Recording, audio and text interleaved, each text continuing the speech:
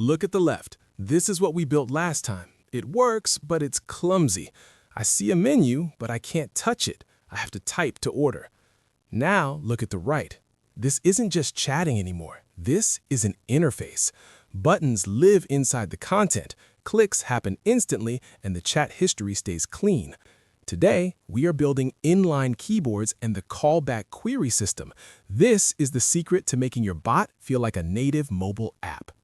Welcome to Level 3. In Level 2, we built the reply keyboard, those big buttons at the bottom providing the main menu.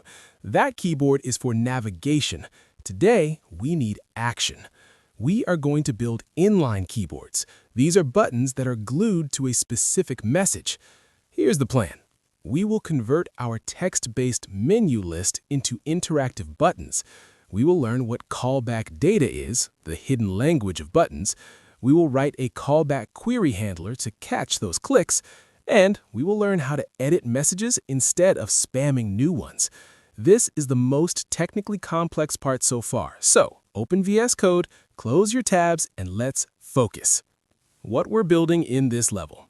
We are going to upgrade the menu logic. When the user clicks Menu, instead of sending a text list, we'll send a message with 3 buttons. Burger, $10. Fries, $5. Drink, $3. When you click one, the bot will acknowledge the click and update the text to confirm the order. Here's the roadmap. Step 1, importing inline tools. Step 2, constructing the inline keyboard. Step 3, the callback query handler. Step 4, the loading spinner problem and how to fix it. Step 5, editing messages. Open VS Code, main.py is open. We have reply keyboard markup from last time. Now we need its brother. Go to your imports line, add inline keyboard markup, inline keyboard button, and callback query handler. Your import should sort of look like this. From Telegram, import, update, inline keyboard markup, inline keyboard button, etc. From .xt, import callback query handler.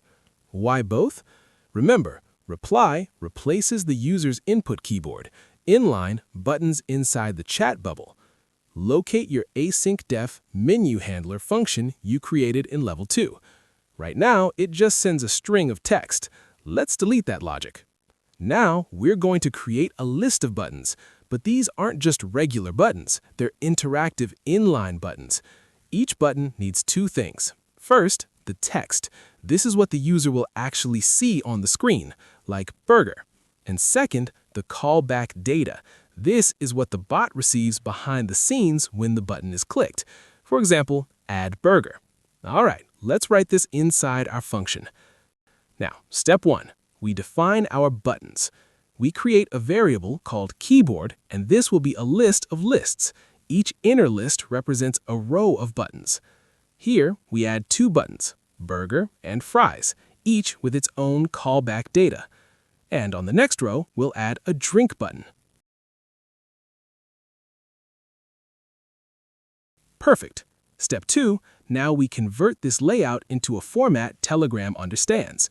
So we create reply markup using inline keyboard markup and pass in our keyboard.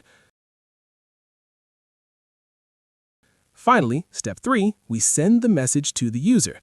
We use reply text, add a simple prompt, please choose an item, and attach our buttons using reply markup.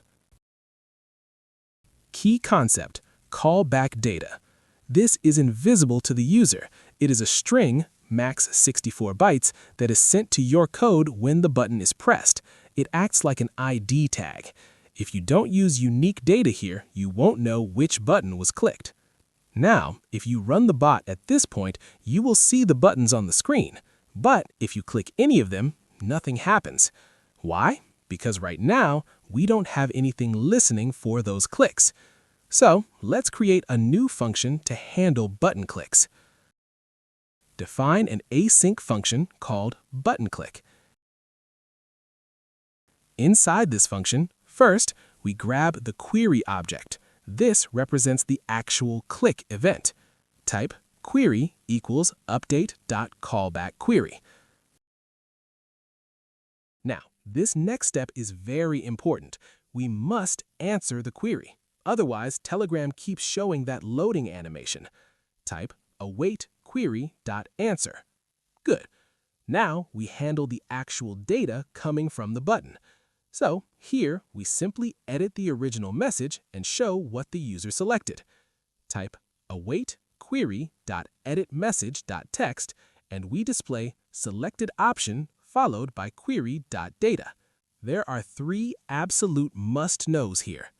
Update.callbackQuery. This replaces update.message. We aren't dealing with a message, we're dealing with a click event.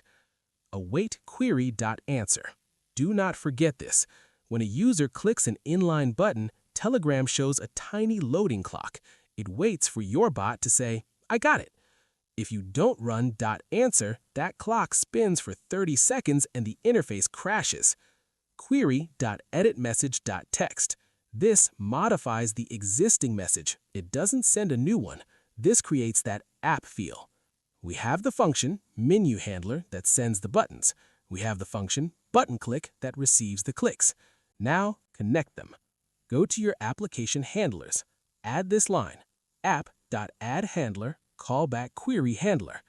Where does this go? It acts like a global listener for any inline button click. Place it below your specific command handlers, but generally above message handlers. Now, inside our button click function, we still begin the same way. Get the query, and don't forget, we must answer it. This step is still required. Now, instead of just showing the raw data, we'll add some real logic. We check what button was clicked using query.data. Type first condition. If the data is add burger, we update the message and tell the user they added a burger to their cart. Type next condition. Else, if it's add fries, we respond with fries. And finally, if it's add drink, we handle the drink. So, what's happening here is simple. We're using basic if-elif logic based on the hidden callback data to decide how the bot should respond. All right, let's save and run our bot. Looks like we hit a couple of errors. We missed a comma in our list of lists, and there's also a typo in query. Let's fix those.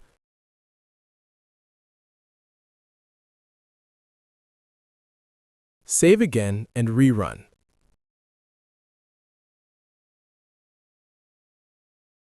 Great, that did it. Everything's working now. Let's recap level 3. You now possess the two halves of Telegram interfaces, reply keyboards for global navigation, main menu, and inline keyboards for contextual actions. You understand callback data, the invisible ID that connects the button to code, and you know how to determine which button was pressed using a callback query handler. But we have a major flaw. Click burger. It says added to cart. Now click fries. It says added to cart. Now restart the bot. Where is the cart? It's gone. The bot has no memory. It doesn't know who you are, what you ordered, or how much it costs. It just reacts to the immediate click. To build a real shop, we need a database. In level 4, we're going to introduce SQLite. We'll give the bot a long-term memory. We'll save your order to a real database file so that even if the server restarts, your burger is safe. This is where we move from scripter to engineer. See you in level 4.